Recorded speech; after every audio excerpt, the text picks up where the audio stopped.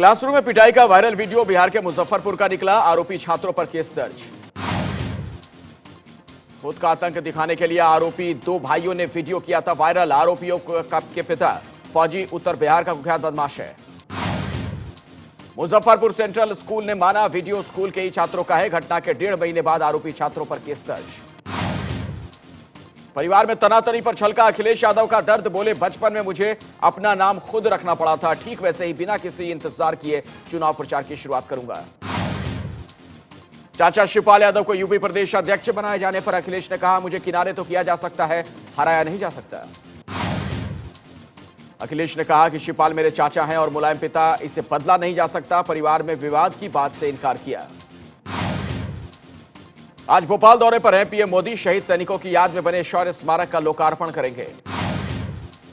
आजादी के बाद शहीद हुए सैनिकों के सम्मान में बना है स्मारक। शाम को भोपाल में पीएम की रैली भी होगी।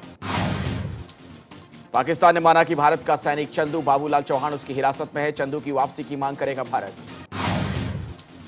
राष्ट्रीय राइफल्स का जवान चंदू सर्जिकल स्ट्राइक के अगले दिन पुंछ में गलती से एलओसी पार कर गया था। पंपोर में मारे गए दोनों आतंकी पाकिस्तानी निकले। अबू माज और अबू वलीद लश्कर के आतंकी थे। हाईवे को निशाना बनाने आए आतंकी सेना की चौकसी की वजह से ईडीआई बिल्डिंग में छिप गए। पाकिस्तान को फिर अमेरिका ने लगाई फटकार। सर्जिकल स्ट्राइक पर कहा, भारत को है अपनी रक्षा का अधिकार। डॉन अखबार के पत्रकार सिरिल अल्मेडा का नाम देश न छोड़ने वाली लिस्ट से हटाएगा पाकिस्तान। अल्मेडा ने पाक सेना और नवाज सरकार के बीच झगड़े की खबर छापी थी। पाकिस्तान ने माना डॉन अखबार के रिपोर्टर के देश छोड़ने पर लगाई थी रोक। गृह मंत्री बोले, पाकिस्तान छोड़ने की तैयारी में थे सिरिल अल्मेडा। गुजरात एटीएस ने कच्छ में आईएसआई के 2 एजेंट अलाना और शकूर को गिरफ्तार किया। पता चला अलाना पाकिस्तान की रजिया नाम की लड़की के प्यार में फंसकर आईएसआई का मोहरा बन गया था। सर्जिकल स्ट्राइक के बाद पाकिस्तानी हैकरों ने दिल्ली पुलिस के पीसीआर जीपीएस को हैक करने की कोशिश की। आईटी टीम ने किया नाकाम। पीएम का पुतला जलाने वाला वीडियो सामने आने के बाद जेएनयू प्रशासन में हड़कंप। वाइस चांसलर ने बिठाई जांच। जेएनयू में दशहरे के दिन कांग्रेस के छात्र संगठन एनएसयूआई ने पीएम मोदी को रावण दिखाकर पुतला जलाया था। जेएनयू में पीएम मोदी का पुतला जलाने के खिलाफ बीजेपी ने पटना में सोनिया राहुल केजरीवाल का पुतला फूंका। पुतला जलाने को लेकर हुए विवाद में बोले राजस्थान के रामगढ़ के विधायक ज्ञानदेव आहूजा, जेएनयू में ऐसे ही काम होते हैं। ज्ञानदेव आहूजा ने कहा था कि जेएनयू में बिखरे रहते हैं कॉन्डोम। आहूजा ने कहा, बयान पर अभी कायम। जेएनयू में इस बार आहूजा का भी पुतला फूंका गया था। पुतला कांड पर बोले अभिनेता अनुपम खेर, कहा, ऐसे मुद्दों पर ध्यान देने की जरूरत नहीं, कुछ अपने ही भाई हैं जो भटक गए हैं। जेएनयू के पीएम मोदी का पुतला जलाने वालों को योगी आदित्यनाथ ने देशद्रोही और गद्दार बताया। आदित्यनाथ का भी पुतला जलाया गया था। साध्वी प्राची बोली, पीएम को जेएनयू में भी करना चाहिए सर्जिकल स्ट्राइक। देश में सभी धर्मों के लिए एक कानून का मुस्लिम संगठनों ने किया विरोध। मुस्लिम पर्सनल लॉ बोर्ड ने कहा, धर्म के मामले में दखल ना दे सरकार। बीजेपी सांसद साक्षी महाराज ने कहा, 3 तलाक पर मुस्लिम संगठनों की धमकी पर होगा रिएक्शन। एक संविधान से चलेगा देश। 3 तलाक मामले पर लॉ कमीशन के अध्यक्ष जस्टिस बीएस चौहान ने कहा, लॉ कमीशन का काम सिफारिश देने का है, कानून बनाने का नहीं। ब्रिक्स सम्मेलन में हिस्सा लेने के लिए आज भारत पहुंचेंगे रूस के राष्ट्रपति पुतिन। कल पीएम मोदी के साथ करेंगे द्विपक्षीय बैठक। पीएम मोदी और पुतिन की मुलाकात में रूस से S-400 मिसाइल डिफेंस सिस्टम खरीदने पर लग सकती है मुहर। कई सौ किलोमीटर तक दुश्मन के मिसाइलों और जहाजों को गिरा सकता है यह सिस्टम। बताया जा रहा है कि भारत रूस से 39,000 करोड़ रुपए में 5 S-400 मिसाइल डिफेंस सिस्टम खरीदेगा। इसके अलावा 200 कॉमच हेलीकॉप्टर खरीदने का भी समझौता होगा। कल से गोवा में शुरू होगा ब्रिक्स सम्मेलन। भारत, चीन, रूस, ब्राजील और दक्षिण अफ्रीका के राष्ट्राध्यक्ष समेत 11 देशों के प्रमुख लेंगे हिस्सा। 16 नवंबर से शुरू होगा संसद का शीतकालीन सत्र। 16 दिसंबर तक चलेगा सत्र।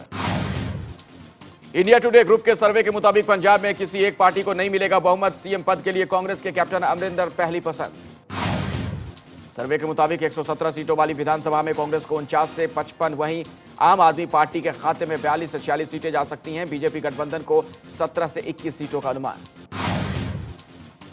सूत्रों के मुताबिक नवजोत सिंह सिद्धू ने ठुकराया कांग्रेस का प्रस्ताव। विलय नहीं, कांग्रेस के साथ गठबंधन चाहते हैं सिद्धू।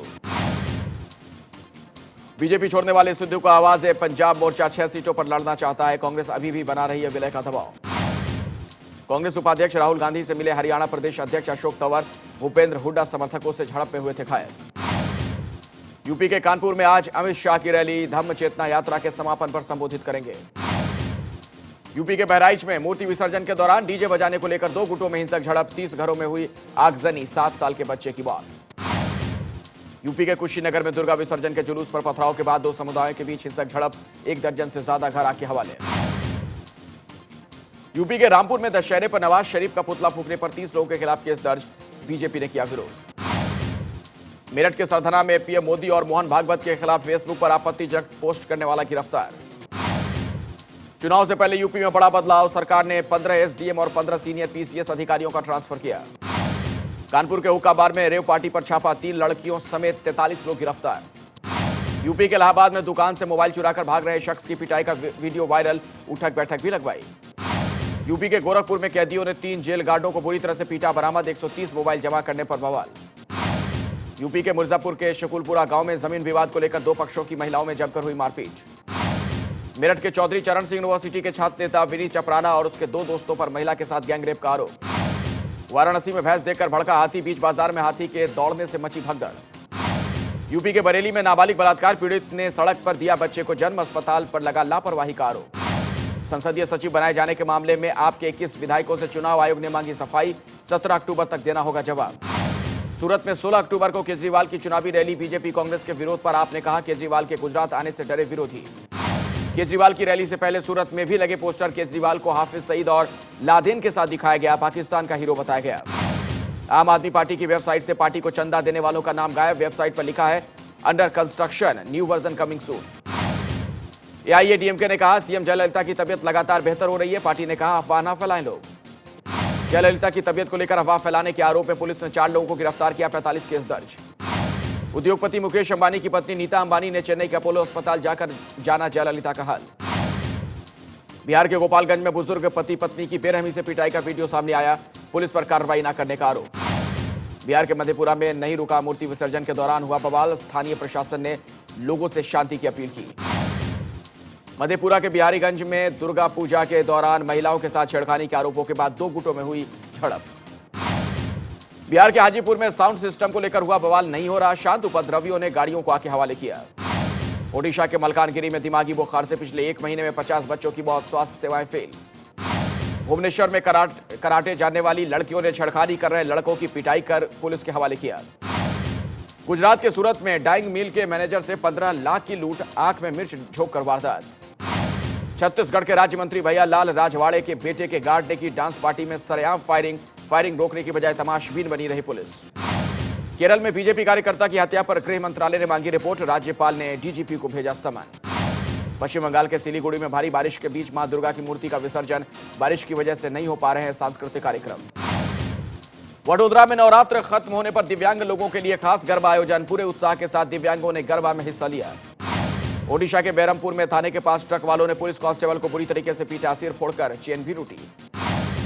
चेन्नई में पानी के टैंकर की चपेट में आने से 3 छात्राओं की मौत, 4 लोग घायल, आरोपी टैंकर ड्राइवर फरार। मुंबई के बांद्रा इलाके में 5 मंजिला इमारत ढहने से 6 बच्चों की मौत, 5 अन्य लोग गंभीर तौर पर जख्मी। मुंबई हमले की जांच में अहम भूमिका निभाने वाले जांबाज कुत्ते सीजर का निधन, मुंबई पुलिस ने तिरंगे में लपेट कर दी श्रद्धांजलि। जांबाज सीजर ने 10 साल तक मुंबई पुलिस में सेवा दी थी, इसी साल मुंबई पुलिस से रिटायर हुआ था सीजर। जल्द ही 11 अंकों का हो जाएगा आपका मोबाइल नंबर, नए नंबरों की कमी की वजह से दूरसंचार विभाग ने प्रस्ताव को मंजूरी दी। सितंबर में देश में खुदरा महंगाई दर घटी, 5.05 से गिरकर 4.31% हुई। दिवाली पर सैनिकों को मूल वेतन के 10% के बराबर एरियर देगी सरकार, एरियर में 125% महंगाई भत्ता भी जुड़ेगा। स्वच्छता के लिए कानपुर में एक महिला ने पेश की मिसाल, अपने घर में शौचालय बनवाने के लिए बेचा मंगलसूत्र। कर्नाटक सरकार बेंगलुरु के अस्पतालों में खोलेगी सैलून, लोगों ने कहा सैलून से ज्यादा जरूरी है अस्पताल में हो दवाइयां। नागपुर में मेट्रो के डब्बे होंगे चाइनीज, चीन की कंपनी को मिला मेट्रो कोच बनाने का ठेका। 799 रुपए में लॉन्च हुआ देश का पहला 6000 mAh वाला U3 solar power bank, Delhi की कंपनी UIMI का पहला make in India power bank. केवल 4999 में इंटेक्स ने उतारा फिंगरप्रिंट सेंसर वाला एक्वा S2 स्मार्टफोन, इस फोन का डिस्प्ले 5 इंच है। म्यूजिक ऐप शज़म ने भारत में लॉन्च किया लाइट ऐप, अब इस ऐप के जरिए ऑफलाइन मोड में भी गाने सर्च किए जा सकते हैं। फ्लिपकार्ट पर गूगल पिक्सल स्मार्टफोन की प्री ऑर्डर बुकिंग शुरू, 25 अक्टूबर से होगी डिलीवरी। दक्षिण कोरिया के सियोल में सैमसंग गैलेक्सी नोट 7 को वापस करना शुरू हुआ। कंपनी 1.5 लाख मोबाइल वापस लेगी। 16 अक्टूबर को न्यूजीलैंड के खिलाफ पहला वनडे मैच खेलने के लिए धर्मशाला पहुंची टीम इंडिया। 5 मैचों की होगी सीरीज। विराट कोहली ने धर्मशाला के मैदान की जमकर तारीफ की, कहा यहां खेलना बेहद पसंद है। रणजी ट्रॉफी में पंजाब के लिए युवराज सिंह ने लगाया शतक। मध्य प्रदेश के खिलाफ 164 रन पर नाबाद हैं। अमेरिका में पीपल मैगजीन की पूर्व पत्रकार नताशा ने डोनाल्ड ट्रंप पर 10 साल पहले जबरदस्ती किस करने का आरोप लगाया। अमेरिका में रिपब्लिकन पार्टी के राष्ट्रपति उम्मीदवार डोनाल्ड ट्रंप ने महिलाओं के शोषण के आरोपों को नकारा। 2 लड़कियों ने गलत तरीके से छूने का आरोप लगाया था। अमेरिका के गीतकार और गायक बॉब डिलन को साहित्य का नोबेल, साहित्य को संगीत से जोड़ने के लिए सम्मान। अमेरिका के जॉर्जिया में 2 बसों में भीषण टक्कर, 1 आदमी की मौत, 35 घायल। ब्रिटिश नौसेना के तैयार की बिना इंसान वाली दुनिया की पहली मरीन फ्लीट में रिमोट से चलने वाले बोट और ड्रोन शामिल। रूसी विमान में बम की धमकी के बाद जेनेवा एयरपोर्ट पर हड़कंप। टेक ऑफ से पहले विमान खाली कराया गया। धमकी देने वाला शख्स गिरफ्तार। इटली के मशहूर नाटककार डारियो फो का 90 साल की उम्र में निधन। ट्यूबलाइट के सेट से आई सोहेल खान की तस्वीर।